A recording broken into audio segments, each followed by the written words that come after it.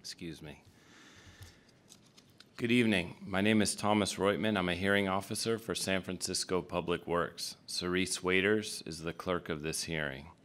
This hearing is being recorded and a sign-in sheet is on the table in the front of the room. Please be sure to sign in for our record so that if necessary, we can contact you in the future regarding the item you're here for. This public hearing is being held to consider 3 items. All 3 items are about tree removal and replacement and tree planting applications. They are order number 202043 to consider the removal of 1 significant tree with replacement at 835 Darien Way. Order number 202044 to consider the removal of 1 street tree with replacement adjacent to 1780 Church Street. And order number 202045 to consider the removal of 2 street trees with replacement adjacent to 2000 Bryant Street on 18th Street. My job as the hearing officer is to gather the facts for the hearing items, listen to your testimonies, and help our Director of Public Works make determinations on today's hearing items. I will not be making any decisions today. Instead, I will forward the findings from this hearing and make my recommendations to the Director. The Director will make the final determinations. When the Director's determinations are made, the Department will notify you of them. Therefore, if you'd like to be notified, please sign in and give us your contact information. The hearing will proceed as follows for all 3 items. I'll first ask the Department's Urban Forestry Unit to make a brief presentation. The Urban Forester will give me a brief summary of the application and will have up to 5 minutes to present the item. In cases where the Department denied the application, I'll have the applicant speak next, and then any members of the public can speak. Then I'll allow the Department to speak again to address any concerns. On cases where the Department approved an application and protests were received, I'll have the protester speak next and then the applicant, and then I'll allow the Department to speak again to address any concerns. If there's cases with mixed appeals, meaning the Department's approved some removals but denied others, in those cases I'll have the protesters speak after the Department and then the applicant. Comments should be addressed to me and not to the Department. If you cannot finish your comments within the allotted time, you can submit written testimony to me by the end of this hearing. The clerk will monitor the time for all speakers.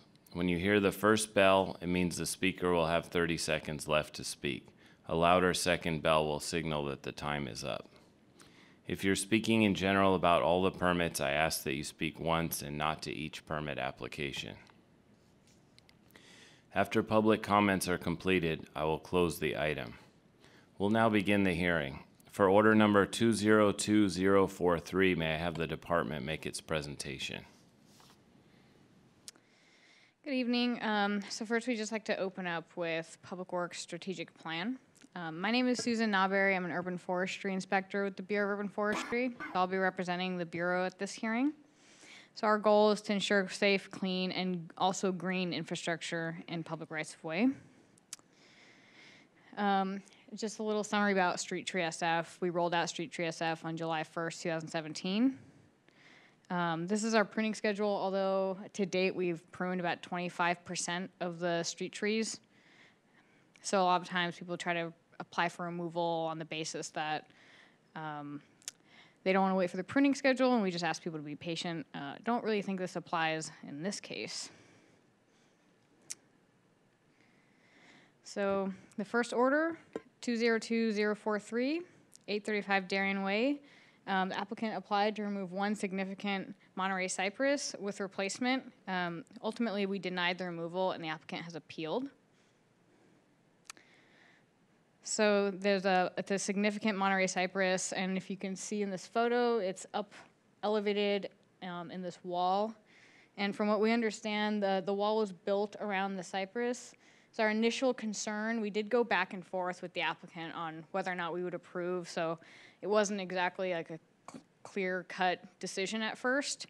So we thought that at first that the wall maybe may not have been placed around the tree, that the tree may have been planted there. Then we were shown by the applicant that the wall was built around the trees, so our concerns that the load based on the height, the canopy load, the live crown ratio, base and compared to the size of the planter wasn't really a concern for us anymore because, from what we understood, no roots were cut when that wall was built. That being said, that wall ultimately could still be constraining a large stature tree. You can see that it doesn't have as much lower canopy. And from our photo, it looks like there are some branches. They are smaller in proportion to the rest of the tree, but branches are always much larger in person than you would actually think when you're looking at the tree. So our initial assessment, we thought the tree could be reduced on that side and the weight could be reduced for the branches towards the house. So that assessment was done by our assistant superintendent, Nicholas Crawford, who's also board master, certified arborist. But I will say that different arborists have different opinions, and especially many respectable arborists in San Francisco will say they don't think that that tree could be pruned. We decided that we thought it could be pruned, so we thought that the limb failure issue could be mitigated by pruning. And since the wall space was built around the tree, that there wasn't a load with a small root mass within that wall. So that's just a photo of what is near the house. Down below there was a past limb failure. It does kind of seem like that may have mitigated what could fail onto the house. But again, that is definitely subjective. So we thought that could be reduced on that left side with the green arrow.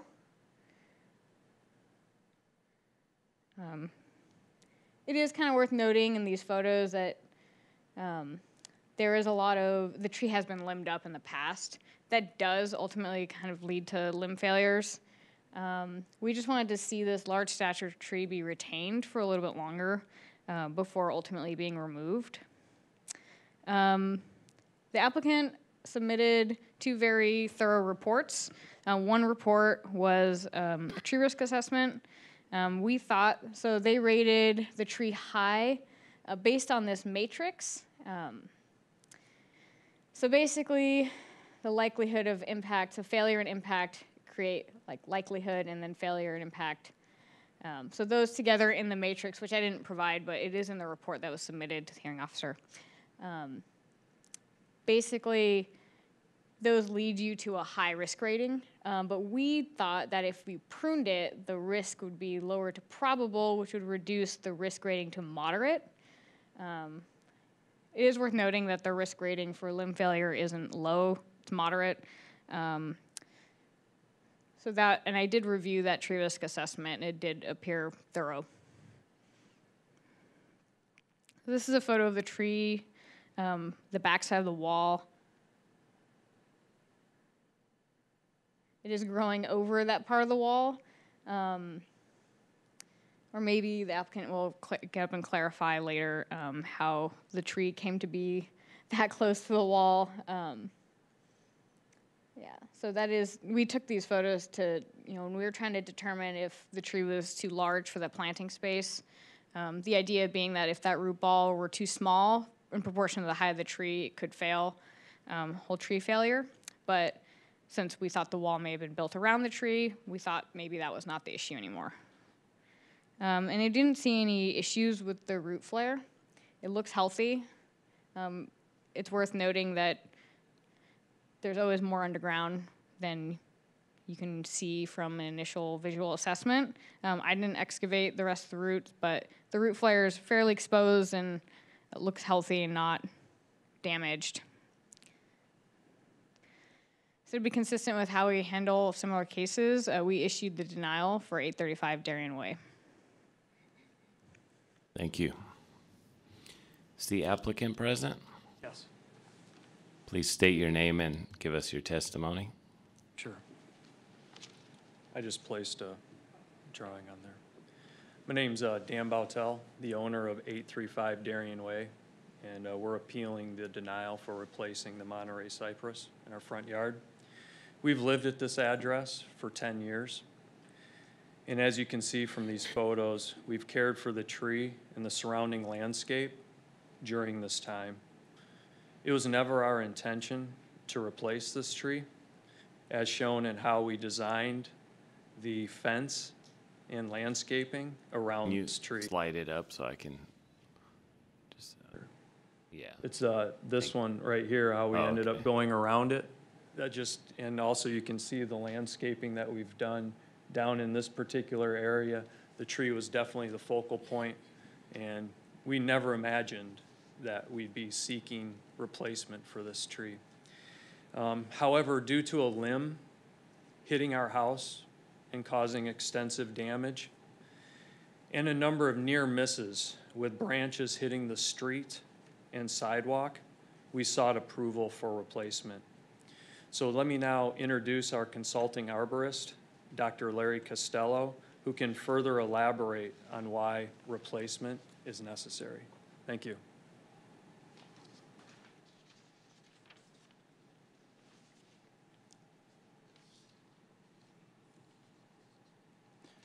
Good afternoon. My name is Larry Costello. I'm a consulting arborist here in San Francisco. Formerly, I worked with the University of California as an environmental horticulture advisor for 30 years, and I also served on the Urban Forest Council. On October 15th, I inspected the subject tree, and my conclusion that it is an unsafe tree and should be replaced. That's my conclusion, and that's also the conclusion of two other consulting arborists who have looked at the tree. So why is it unsafe? I'll offer three key reasons. First, I have a picture of the branch structure is very weak.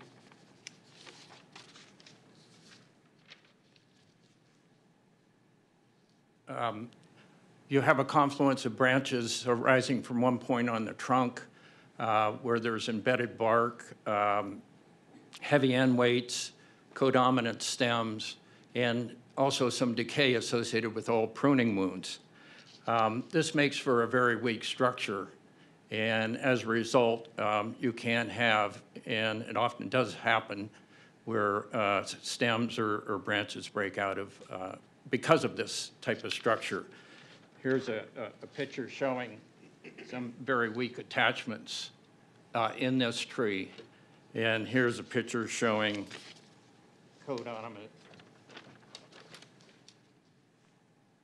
codominant stems with included bark, where bark is embedded right in the attachment.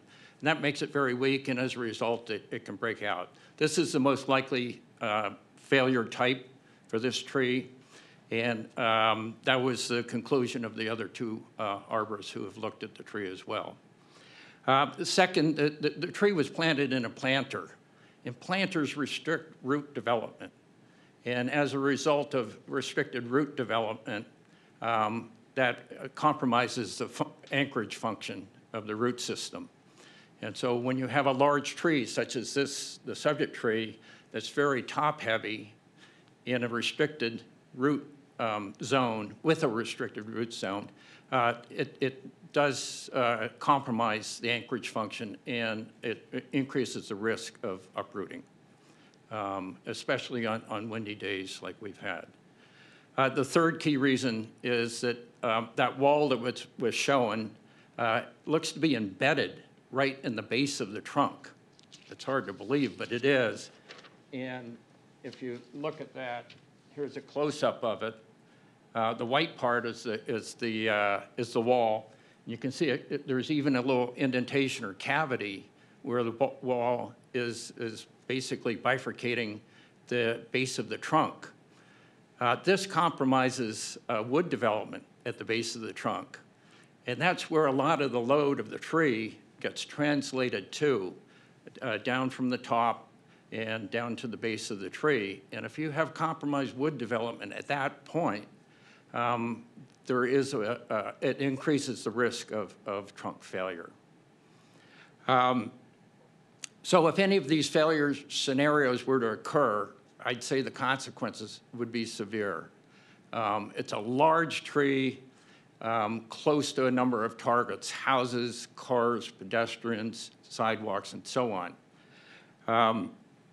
In my view, property damage and/or personal injury are likely if any of these failure scenarios occur.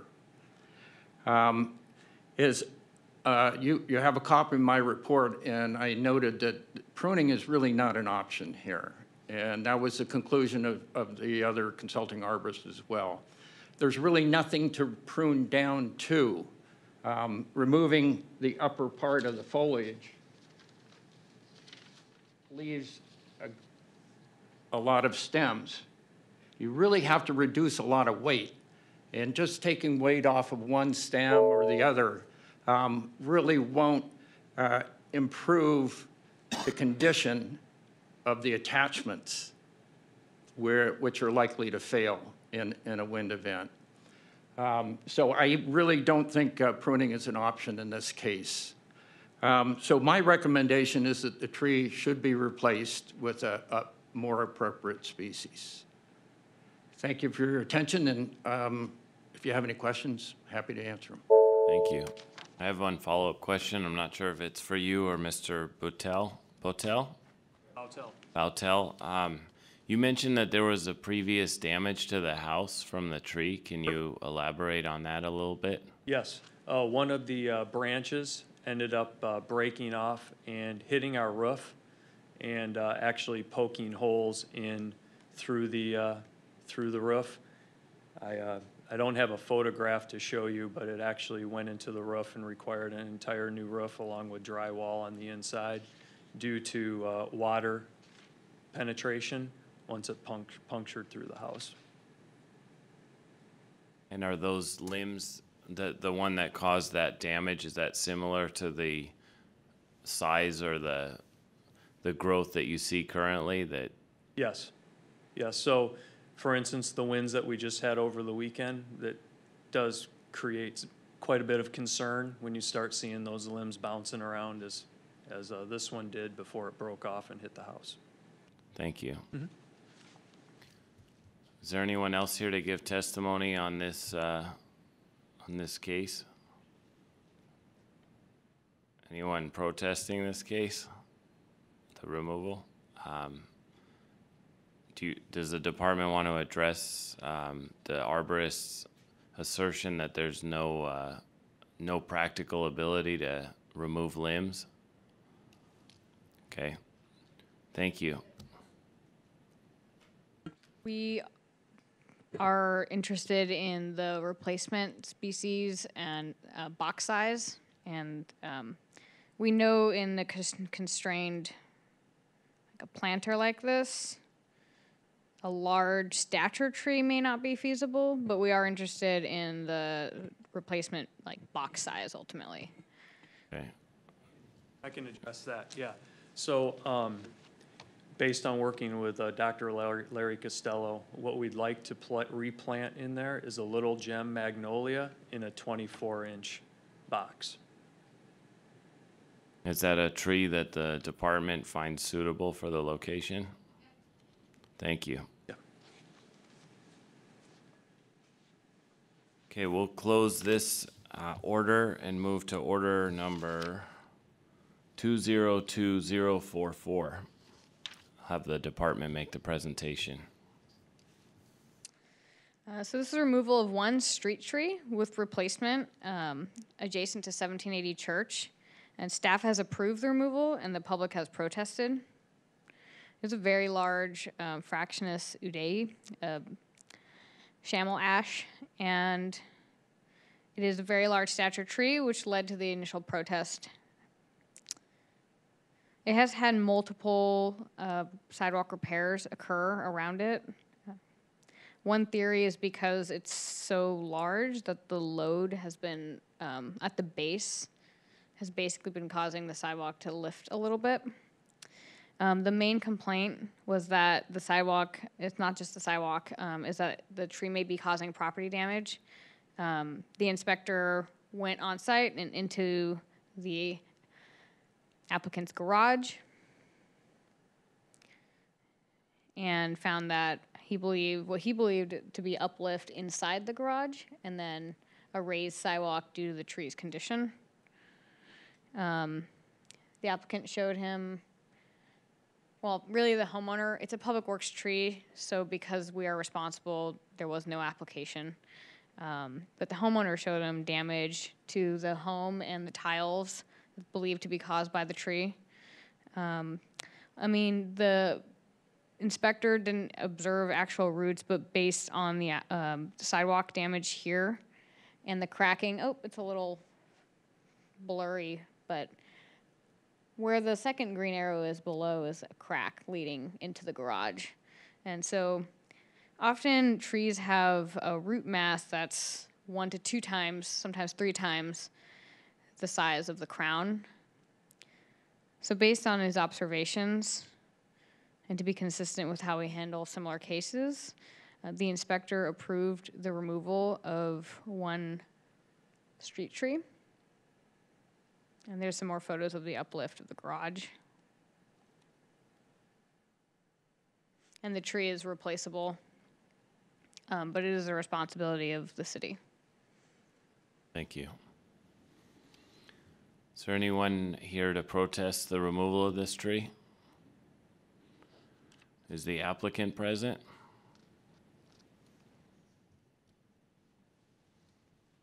Hello, my name's Tristan Arostegui, and my family have been the homeowners of the 1786 Church Street property, which is that very garage.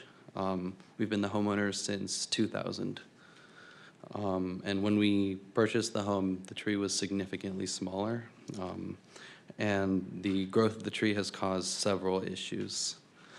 The number one issue is that the overgrown roots are affecting the foundation of the home. We've already replaced the concrete floor in the garage before, about 7 years ago. And since then, the floor in the garage has cracked and lifted once again. This spring, we had to pay a contractor to shave the entry door to the garage because the concrete had lifted, making the door extremely difficult to open and close. One of our windows has cracked in the upper floors because of contact with the branches.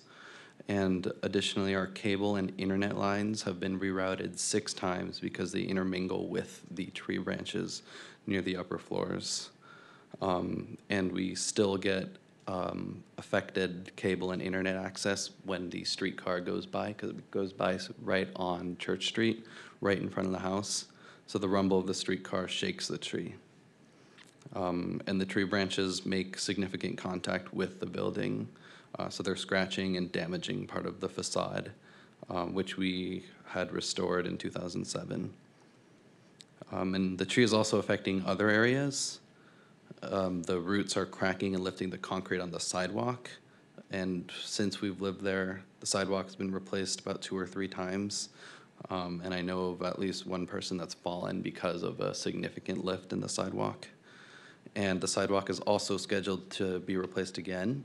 The San Francisco Public Works has already marked the sidewalk a few months ago to be fixed. And the tree has also grown over the electrical lines and the muni lines, which could affect those. We've communicated with a lot of different agencies in San Francisco, including the city attorney, San Francisco Public Works, Urban Forestry, Muni, as well as PG&E to deal with our electricity, and Wave Broadband to deal with our internet service.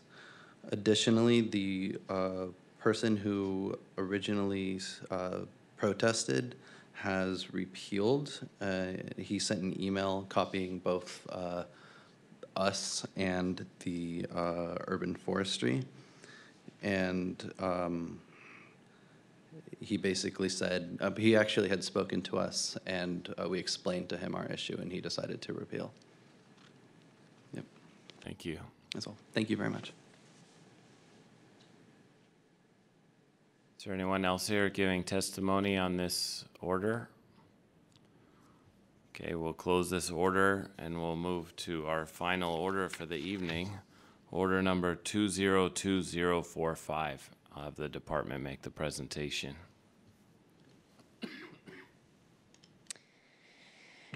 So this is a removal of 2 street trees with replacement adjacent to 2000 Bryant Street. The trees are on the 18th Street frontage. Staff has denied the removal and the applicant has appealed. I have a little asterisk next to replacement, and I will get into that shortly. So these are Arbutus Unedo, and they line the 18th Street frontage. There was an application in 2017. The inspector said that he would not approve the trees for removal, but he did approve a select few based on their condition, but asked that the project owner work around the existing trees. So the 2 trees in the blue circles on the right are the ones that are proposed for removal. The 2 with the red X's have died. We believe it's because just general construction impacts on medium-sized trees, as in their age. When you pull up all the concrete around them, it dries out the fine roots.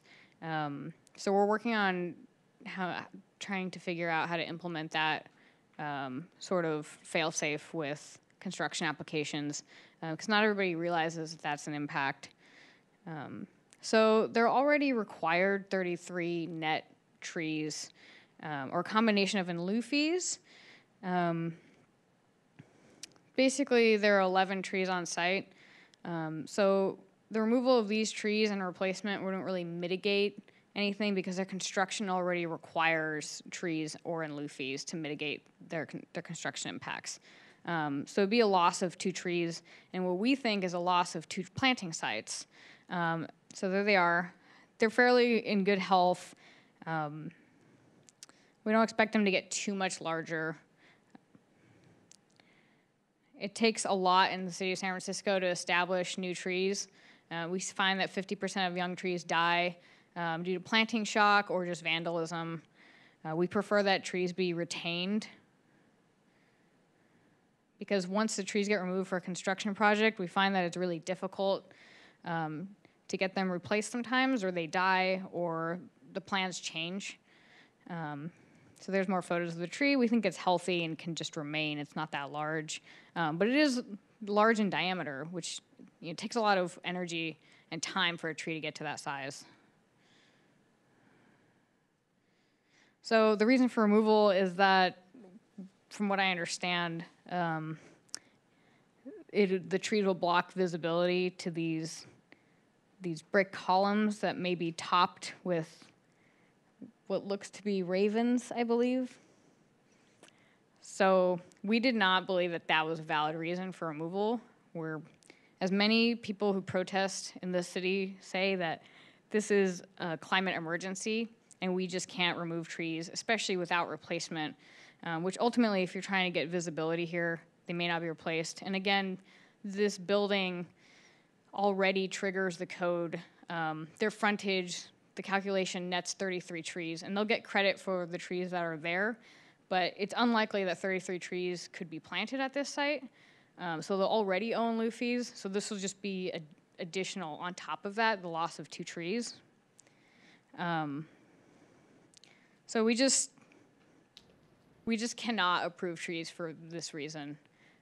It doesn't really help the community, and we're just currently our feet are held over the fire right now because we are just in a climate emergency, and people are upset because trees are not getting replaced left and right.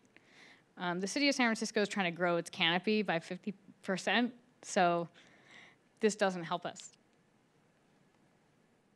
So prior to the building permit being issued, all of the trees on 18th Street were denied. We issued a removal permit for several trees on Bryant, Florida. So this note is from the inspector. So the issue at hand, he believes, is that this is some poor planning in terms of the removal of the trees. Usually trees proposed for removal are for real infrastructure issues, And we expect large stature replacement trees. We expect equal replacement. So it's really also unfair to remove these trees after all the building permits have been issued because the public hasn't had a say initially. This is really the only chance, but I believe some members of the public here are here. We did have to post notices for this hearing, but they're only up for 10 days. It's not quite the same as having a hearing for the building permit. So to be consistent with how we handle similar cases, the staff denied this tree removal. Thank you. Is the appellant present?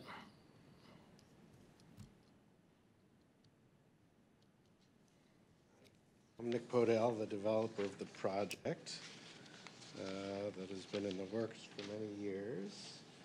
So the reason I have first asked that the trees be removed way back in 15 or earlier is because of the prolific fruit that they drop all summer long. They drop just garbage, and this is the fruit waste crush on the sidewalk, which is all the way down 18th Street.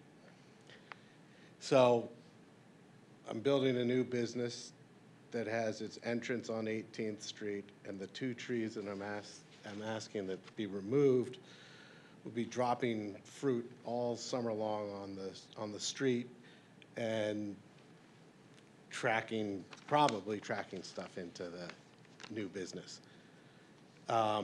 In addition, the sidewalk here, as you can see, this is the before picture. It's a 12-foot sidewalk with two-story buildings on it, and the trees were sort of scaled to that, but I now have a 68-foot tall wall building, going up next to it, and the trees, in addition to have approximately a 12-foot canopy, and they're right up against the building. They're out of scale with the new city zoning. This is the Eastern Neighborhood rezoning to allow housing in the former industrial areas.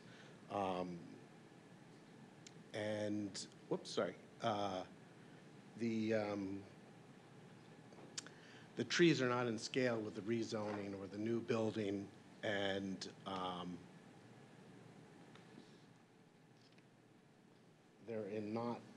while they're alive, they're not in great shape.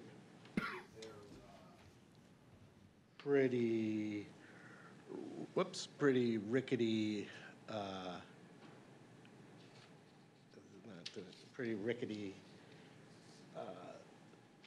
harshly pruned trees that, after 5 years of work to try and produce housing and doing my best to contribute to the built environment in city, take great pride and great sense of responsibility in it, and trying to find a balance between the streetscape, the trees, the building, and the public process, I asked that those trees in particular, and outside of our entrance, be removed. I did ask that I be able to replace them with London plane trees of whatever size the city felt appropriate. I shouldn't say whatever size, I assume 36-inch box, which is what we're replacing the other trees that the city allowed to be removed on Florida and Bryant. So I wanted to, they've already allowed, the department's allowed the removal of a number of trees on Florida and Bryant. I wanted to remove these two fruiting trees that are just a bad choice in the newly zoned location with the same replacement trees, two London plane trees. Thank you.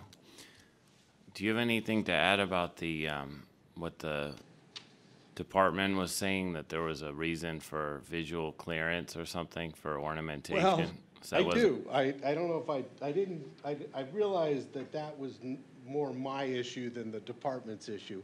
But I should have brought, I take great pride in what I build.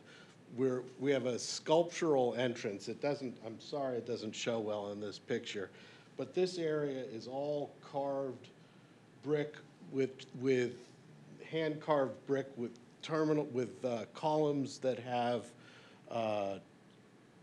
ravens sitting on top in copper nests. So it's a highly decorative built addition to the street. And these trees also block that. After all the effort we went to try and present the best building I can possibly build, I've got these scraggly trees that drop fruit in front that I hoped I could replace with London planes. Thank you. Is there anyone here to protest the removal of these trees?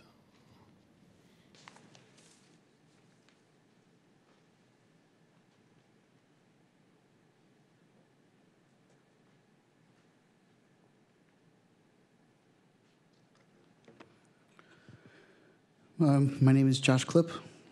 I am an attorney, a certified access specialist. I live nearby this location. I'm also an urban forest advocate and longtime planter of trees with Friends of the Urban Forest. I'm going to lead with, are you kidding me? This city has one of the worst urban canopies of any major city in the United States. Last year, we lost 2,507 trees in this city, a number of those due to development. I'm not sure what rickety means, but that's not an arborist conclusion regarding the status of a tree's health. Also, if you take a look around San Francisco, it's tough being a tree in this city on any street. So if it's healthy and established, it absolutely should stay in place. As our urban forestry inspector has already mentioned, we are in a climate emergency. The Department of the Environment put out a revised climate action plan. Basically, the only difference between that and its previous plan was that we need to sequester more carbon. And the best way to do that is trees. I appreciate that there's housing going into the city, but housing cannot be at the price of our ability to actually live in the city. Additionally, I'm pretty sure that since these trees were there long before whatever this project is, the developer went in with its eyes open. I would also say that nothing puts more garbage into our environment than human beings. If the criteria for taking out trees is that it drops something, then we're going to have a lot more trees to be taking out in this city. As a matter of fact, each new human added to this city is 49 tons of CO2 a year, so we should not be taking out trees. We should be doing everything that we can to preserve them. So I respectfully object. Thank you.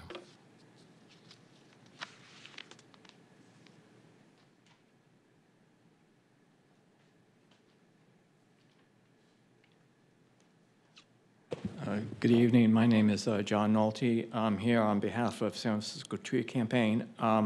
The developer also mentioned that the that prior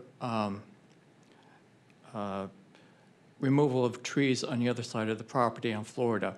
That was heard a couple months ago in this hearing room, and I protested those back then. So I don't like this sort of like two parts of the building, one street at a time going on. It should have been done all at once. Instead, the public has to come back twice for the same building and deal with the developer deciding how to piecemeally take out the trees around the whole square block.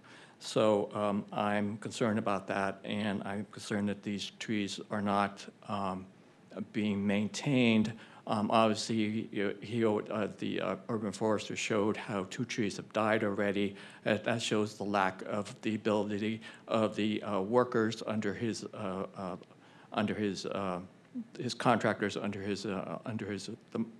working under him are destroying the trees already. They were there and healthy before he started construction on the property. So I think that shows the the impact that he's been doing to the trees around the property while constructing on the property, and his inability to deal with it. And also, I didn't see any orange safety nets around the trees that should be there because under construction. So I think we have a number of things going on here that are not to the reliability of a tree being trees being protected while a construction is being done. Thank you.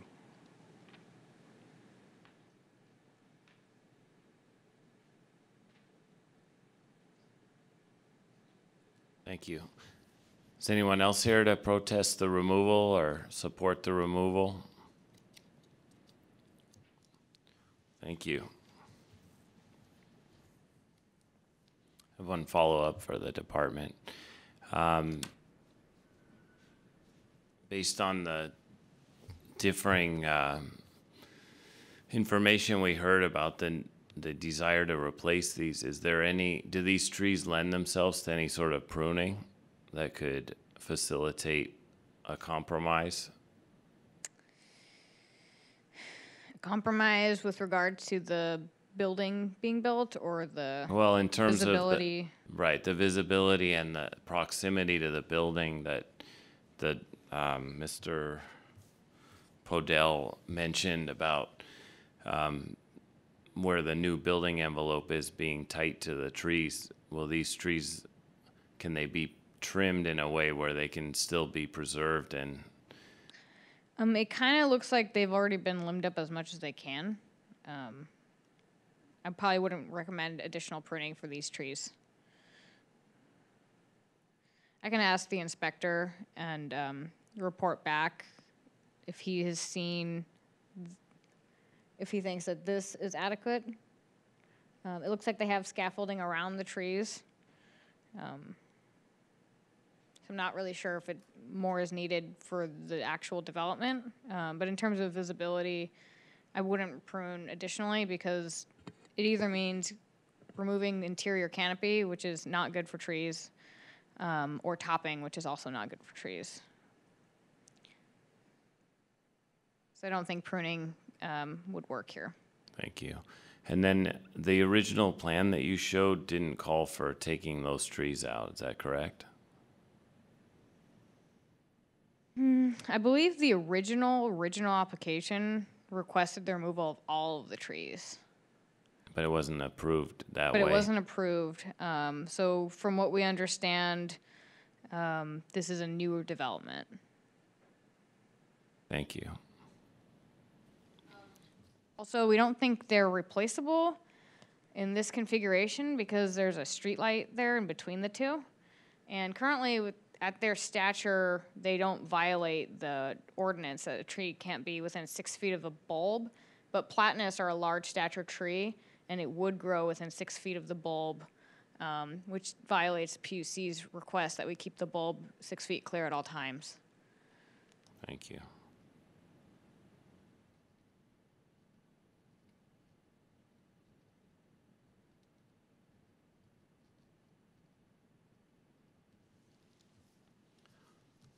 Did we miss anyone's testimony on any of the cases that we went through this evening? Okay, thank you. We'll close this order, and I'll make my recommendations to the director within 5 days. Once the determinations are made by the director, the department will notify the applicant or appellant. If there's no more comments, I'm closing this hearing. The hearing is now closed. Thank you.